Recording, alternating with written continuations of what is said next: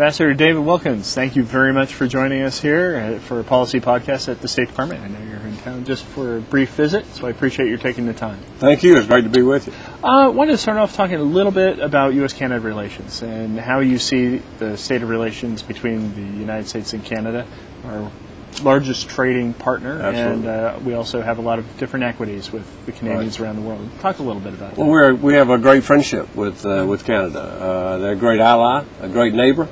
And I think the relationship is very much on a positive tone. The tone at the top matters. Right. When I arrived in Canada almost 2.5 years ago, the U.S. border to Canadian cattle was closed. That issue's been resolved. Right. Softwood lumber was at a fever pitch. That issue's been resolved. I remember that. And I give a lot of credit to the President and to the Prime Minister for engaging in those issues and resolving them and for setting a very positive tone. So I think the relationship is very much on upward trend at this point. I don't think a lot of people realize it here in the United States, but the Canadians actually have a pretty significant deployment to Afghanistan in terms of the troops, and their troops are fighting on the front lines there. Tell us a little bit about what you hear from the Canadians when you're up there about the deployment of their troops.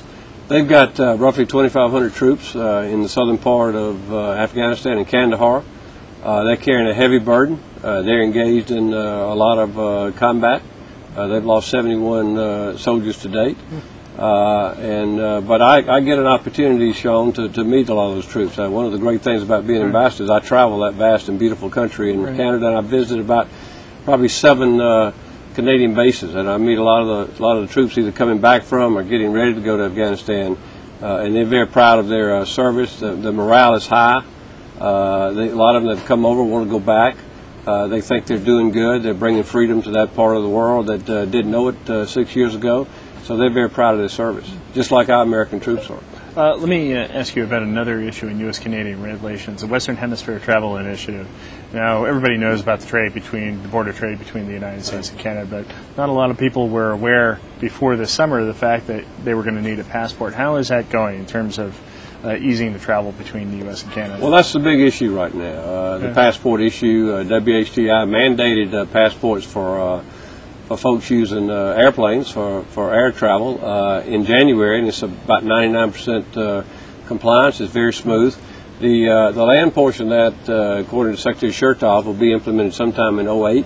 Where you either have to have a passport or a Nexus card. So at some point in 2008, you're going to actually need either some sort of special identification, which we agree upon, or a passport. Is that right? That's correct, unless Congress changes the law. The law passed by Congress said it has to be on or before June of 2009, and the Secretary of State and the Secretary of Homeland Security decide when that date is, when they get everything in place. And Secretary Chertoff has indicated when the President and Prime Minister met in Canada in August that he had every intent of implementing that sometime in late summer, early fall of 2008. So we're gearing up for that. We're telling our Canadian friends get a passport. Right. They're also looking at perhaps an enhanced driver's license that would have the same information as a passport.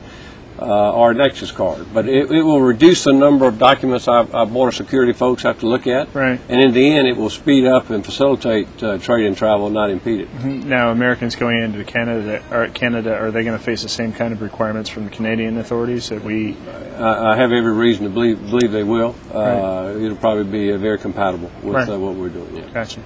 Let me ask you a little bit about your history. You were a politician, the Speaker of the House in South Carolina. Right. How do those two worlds relate to one another in terms of your experiences? A lot of people say diplomacy is politics by another name, but how does your experience in politics in South Carolina as Speaker translate to international politics? I like to think there's some transferable skills there. Right. I was in the South Carolina House for 25 years. I was on the ballot 13 times, and I was Speaker for 11 years. Resigned to come to go to Canada as ambassador. Right. Some of the skills you're used to dealing with the press. Right. So I'm not saying I'm good at it. I'm saying I'm used to it. So obviously, as the president's representative in Canada and the face and the voice of the U.S. in Canada, I speak to the press. I give a lot of speeches. I'm used to doing that because I was in politics. Right. I'm also used to dealing with elected officials. And unlike our system, their cabinet members. They have ministers up there that make up the cabinet are out of Parliament. They're elected officials. And so they have to be on the ballot too. So I'm used to dealing with elected officials. So I have a very good relationship with most of the cabinet members in Canada, and one of the things that bind us is the fact that I've been on the ballot and they've been on the ballot, and we have that in common. Right, so you understand what sort of domestic pressures there are under when you're formulating policies. Yeah. You mentioned a little bit that you travel around Canada. What are your top 2 or 3 places that you would recommend? That you like to go. Yeah, I know it's hard to choose. Well, it's Canada is the second largest landmass country in the world, and I've traveled all 10 provinces many times over. I'm close to 200,000 miles now. I'm Air Canada's I think best customer just about. And they're going to wonder they're going to wonder if you're running for office up there, if you've actually retired from politics. Yeah, well, I'm not going to be on the ballot in Canada, that's for sure. But you know what it allows me to do is get out and meet the Canadian people from all walks of life. And when I got there, people said, well, you don't know much about Canada. So I hit the road, I visited all the provinces, and 6 weeks later I was able to say I've seen more Canada than most Canadians, and I've seen more Canada than I have in my own country. So Canada is vast and beautiful. But the one thing that's overwhelming is the Canadian people have received me with such great friendship and warmth wherever I go, whether it be the Atlantic provinces or whether it's up north in one of the territories, and like say the Yukon, or whether it's over there on the west coast like Vancouver. Canadian people have received us with great friendship. Mm-hmm. So what's the thing that surprised you most about taking over as ambassador up in Canada? I'm sure you went there with a set of expectations about what it was going to be like, either working in an embassy or working in Canada, or both. What are the things? Well, it's a lot of hard work, but I like that. With a couple of things, I went up there and I said, I don't. My goal is to accentuate the positive and hopefully improve the relationship so it's stronger the day I leave than the day I found it.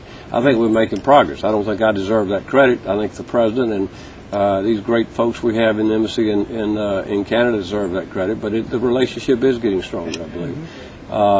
The other thing that impresses me is the incredible skill and professionalism of the State Department folks, and the folks not only in the embassy in Ottawa but throughout Canada and our 7 consulate offices. I mean, they are professionals in every sense of the word. If we have any success, it's because of them. Mm-hmm. Ambassador Wilkins, thank you very much for joining us here at the State Department. Thanks, Sean. Great to be with you.